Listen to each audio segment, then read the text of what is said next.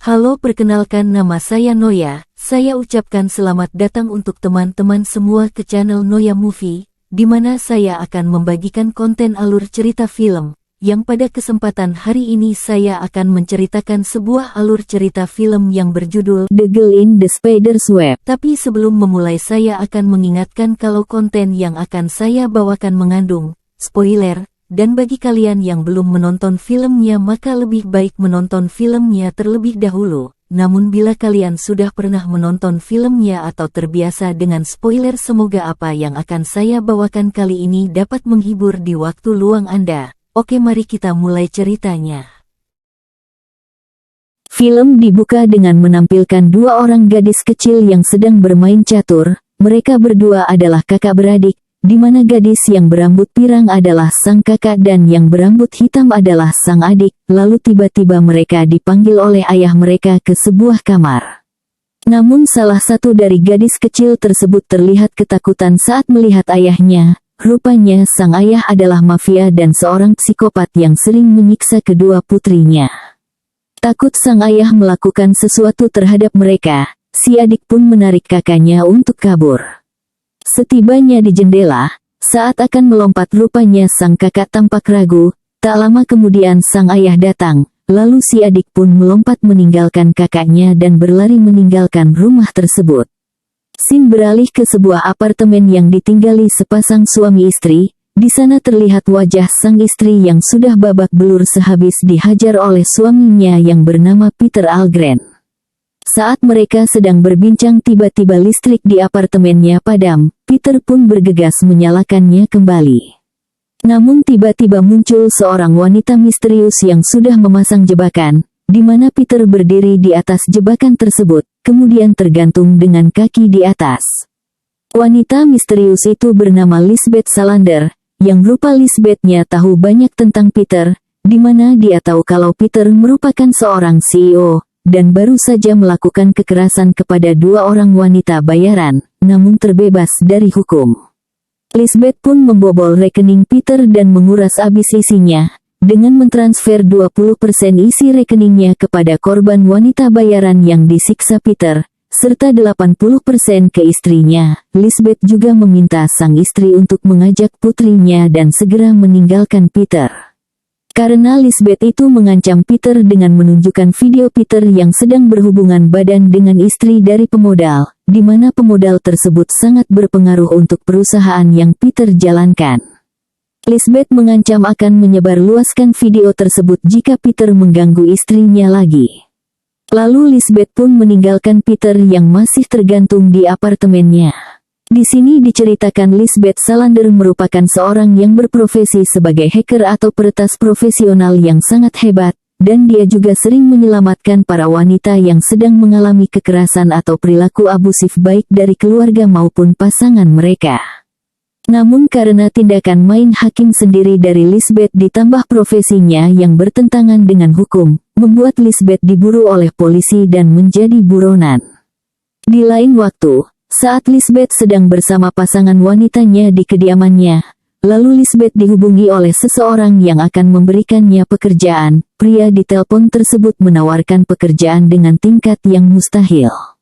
Lisbeth pun mengambil pekerjaan tersebut dan mendatangi orang yang akan memberinya pekerjaan.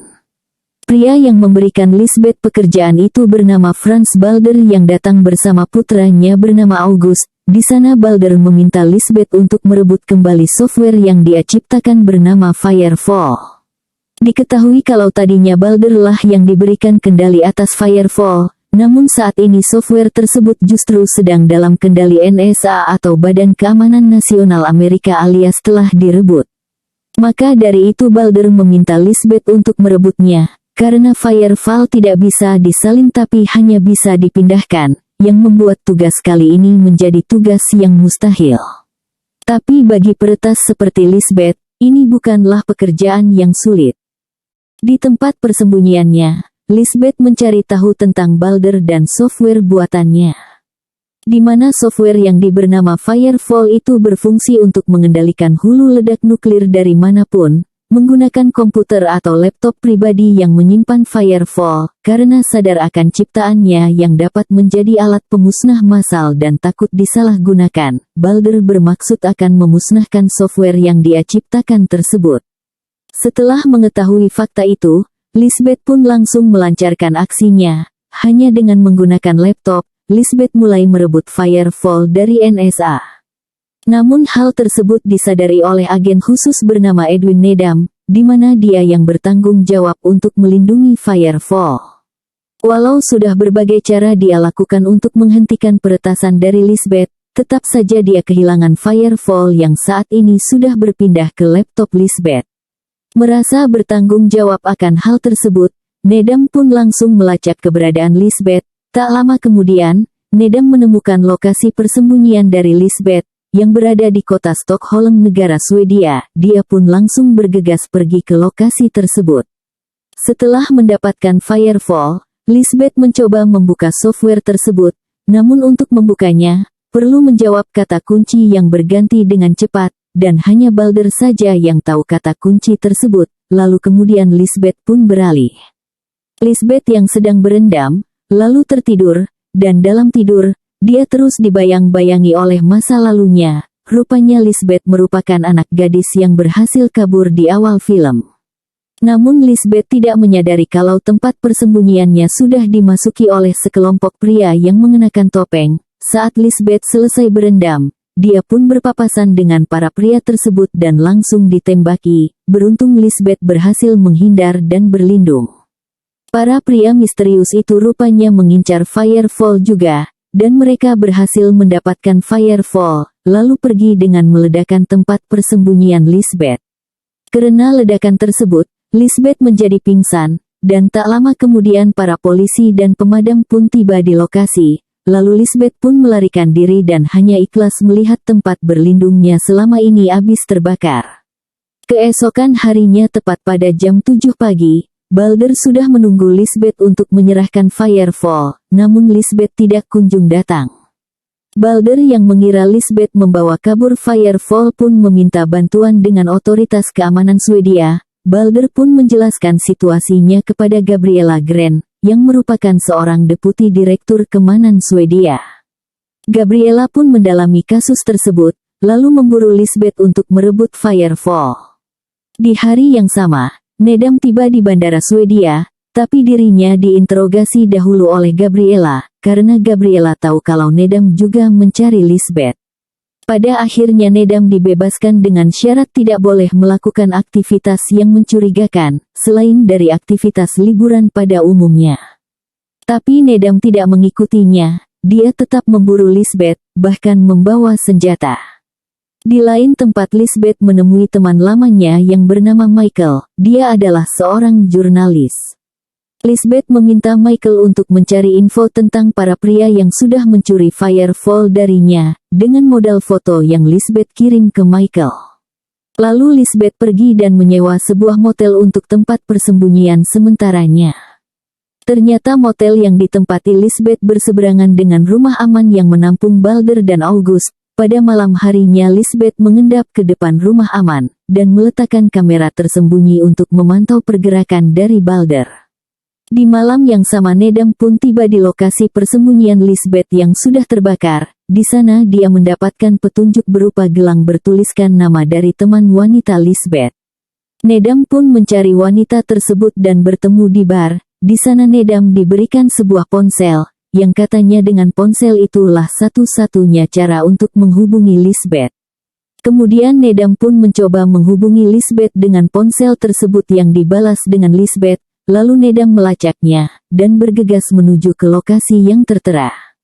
Setibanya di lokasi yang tertera, ternyata Nedam sudah tertipu dan Lisbeth hanya tertawa. Kemudian Michael mendapatkan petunjuk mengenai pria misterius yang menyerang Lisbeth, bermodalkan tato laba-laba yang ada pada lengan pria misterius di foto yang diberikan Lisbeth sebelumnya. Michael pun melacak tato yang sama, dan merujuk pada seorang penjaga kasino bernama Milos. Michael pun segera menemui Milos. Di sana mereka berdua mengobrol, dan rupanya Milos tahu banyak tentang tato laba-laba tersebut. Tato laba-laba itu merupakan sebuah tanda atau lambang dari sekelompok mafia. Mereka menamai kelompok mereka dengan sebutan The Spiders. Pria yang ada di foto itu bernama Jan Hotzer atau dipanggil sebagai Otravita. Milos ternyata merupakan seorang korban kebrutalan dari mafia tersebut, di mana gambar laba-laba di dahi Milos itu bukanlah tato, melainkan sebuah luka dari sayatan pisau. Merasa cukup mendapatkan informasi, Michael pun pergi. Michael kemudian menemukan arti kata Otravita dari istrinya, yang merujuk ke sebuah kelompok mafia Rusia yang dipimpin oleh ayahnya Lisbeth. Keesokan paginya, rumah aman yang ditempati oleh Balder diserang oleh kelompok The Spiders. Lisbeth yang mengawasi pun menyadarinya, lalu menerobos masuk ke rumah aman. Tapi setibanya di sana Lisbeth bertemu kembali dengan Hotzer, dan kemudian mereka berkelahi.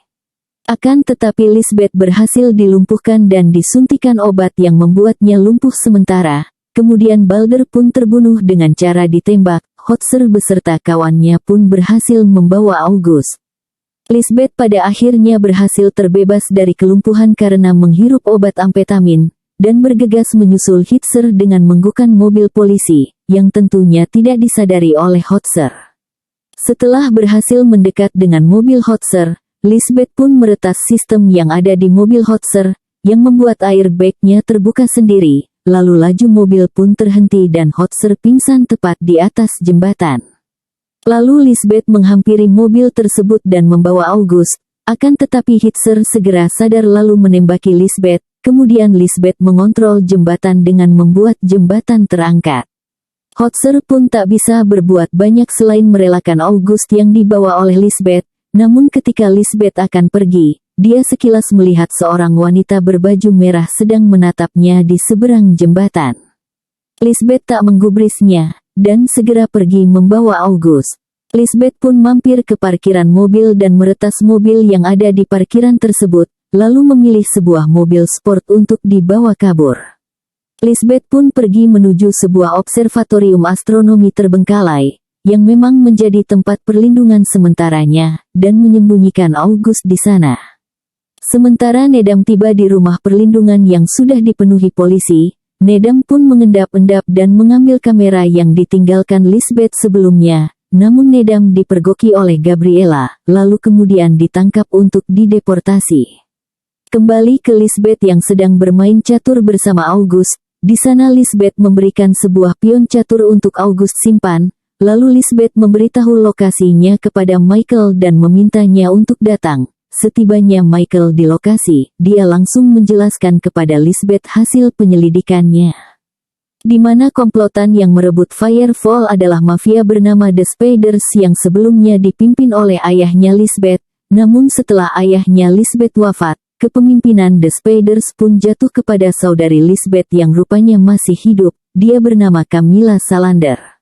Lisbeth pun tidak kaget dan justru menyusun rencana untuk merebut Firefall dan menyelamatkan August, karena August selama ini mengetahui mengenai teka-teki kunci untuk menjalankan Firefall. Maka dari itu keselamatan August pun terancam, karena menjadi incaran dari The Spiders. Lisbeth pun pergi ke bandara dan di sana terdapat Nedam yang sedang ditahan untuk dideportasi kembali ke Amerika. Lisbeth pun menjalankan aksinya untuk menyelamatkan Nedam, di mana Lisbeth meretas sistem bandara yang membuat Nedam bisa melarikan diri, dan diberikan sebuah handphone oleh Lisbeth untuk berkomunikasi. Tentunya semua yang Lisbeth lakukan tidaklah gratis. Lisbeth meminta Nedam membawa August kembali ke pelukan ibunya di San Francisco, serta menjamin keselamatannya. Lalu Lisbeth akan membantu Nedam mendapatkan Firefall kembali, yang pastinya dimulai dengan mengeluarkan Nedam dari bandara, dan Nedam pun menyetujuinya. Kemudian Nedam sementara dititipkan ke kediaman dari rekannya Lisbeth yang memiliki sebutan Blake, di mana Blake juga merupakan seorang hacker. Namun ketika Lisbeth kembali ke tempat persembunyiannya, ternyata di sana sudah ada saudarinya, yaitu Camilla bersama dengan komplotannya. August pun sudah disandera oleh mereka. Lalu Lisbeth dan Camilla sempat berbincang sebentar, dan Camilla juga rupanya sudah menganiaya Michael. Lisbeth pun menghampiri Michael. Kemudian Camilla pergi dan memerintahkan anak buahnya untuk menculik Lisbeth, lalu membunuh Michael. Beruntung walaupun dengan diberondong tembakan, sekali lagi Lisbeth dan Michael bisa melarikan diri dengan selamat. Mereka pun berkumpul di tempat Blake. Di sana Lisbeth melacak keberadaan August dari pion yang diberikan kepada August, yang rupanya sudah diselipkan pelacak, dan Lisbeth segera menemukan kalau lokasi August rupanya berada di rumah lama Lisbeth. Kemudian Lisbeth berangkat ke lokasi, dan Michael diserahkan kepada Gabriella. Dengan cara diam-diam, Lisbeth mengendap masuk ke rumah lamanya dengan melumpuhkan beberapa penjaga. Tentunya Lisbeth tidak datang sendiri, di sana ada Blake yang membantu dari jarak jauh. Di saat yang bersamaan, Camilla rupanya tahu kedatangan Lisbeth dan menjebak Lisbeth, dengan menggiring Lisbeth ke sebuah toilet, di mana di sana sudah disiapkan gas beracun yang dapat melumpuhkan Lisbeth. Lalu saat Lisbeth akan keluar, dia dihadang oleh beberapa anak buah Camilla, walau sempat melawan tapi dia tetap kalah dan pingsan. Saat Lisbeth terbangun, dia diperintahkan oleh Camilla untuk membujuk August, agar anak itu memberikan jawaban kata sandi dari Firefall, dan rupanya di sana sudah ada Gabriella. Ternyata Dinas Keamanan Swedia lah yang menjadi klien Camilla untuk merebut Firefall melalui Gabriella. Tujuannya yaitu agar Firefall dimiliki negara netral seperti Swedia, bukan negara-negara yang berkonflik atau adidaya seperti Amerika dan sebagainya, yang tentunya untuk mencegah penyalahgunaan dari Firefall tersebut. Gabriella juga membawa Michael yang sudah dijadikan sandera. Lisbeth pada awalnya menolak bekerja sama dengan Camilla, namun karena diancam oleh Camilla, jika Lisbeth tidak mau maka August, Lisbeth dan Michael akan mati dengan cara mengenaskan. Lisbeth pun membujuk August dan tidak pakai lama, August pun menyebutkan sandinya. Lalu akhirnya Firefall bisa diakses. Namun bukannya menyerahkan Firefall ke Gabriella yang sudah siap membayar The Spiders, justru Gabriella malah dibunuh oleh Camilla. Lalu Lisbeth, August dan Michael dibawa ke kamar terpisah untuk kemudian dieksekusi. Lisbeth dibawa oleh Camilla ke bekas kamar lama ayah mereka dulu. Di sana Lisbeth disiksa oleh Camilla dengan cara divakum pada sebuah plastik hitam yang sesak, di mana itulah salah satu siksaan favorit yang dilakukan oleh ayah mereka dulu kepada Lisbeth dan Camilla. Di sini Camilla seperti menunjukkan apa yang dia rasakan selama 16 tahun sejak Lisbeth pergi meninggalkannya. Di saat yang bersamaan rupanya Blake berhasil memetakan rumah mereka, dan dengan kerjasama yang epik dari Blake dan Nedam, mereka berhasil menghabisi anak buah Camilla, dengan Blake mengarahkan Nedam yang menjadi sniper, dan berhasil menyelamatkan Michael. Tahu kalau kelompoknya diserang, Camilla pun pergi meninggalkan Lisbeth yang masih terjebak dalam plastik. Camilla melarikan diri dengan membawa Firefall ditemani anak buahnya. Di lain tempat, Hotzer menemukan anak buahnya yang seharusnya mengeksekusi August sudah terkapar, dan August yang sedang bersembunyi di bawah meja, langsung menyuntikkan sebuah racun laba-laba ke kaki Hotzer, di mana seharusnya suntikan tersebut ditujukan ke August. Lalu Nedam pun menembaki Hotzer, namun Hotzer berhasil melompat keluar jendela hingga kakinya patah dan berhasil kabur, tapi karena efek racun dari suntikan, kini mata Hotzer pun menjadi buta. Lalu Camilla menjadi panik karena anak buahnya terus berjatuhan, dan akhirnya bisa melarikan diri dengan mobil bersama salah satu anak buahnya. Kemudian Lisbeth pada akhirnya berhasil melepaskan diri dari siksaan, dan segera bergegas menyusul Camilla yang sudah melarikan diri dengan membawa Firefall. Beruntung di saat yang bersamaan, Hotzer yang sudah buta justru tertabrak oleh mobil yang dikendarai Camilla, hingga membuat mobil itu terguling.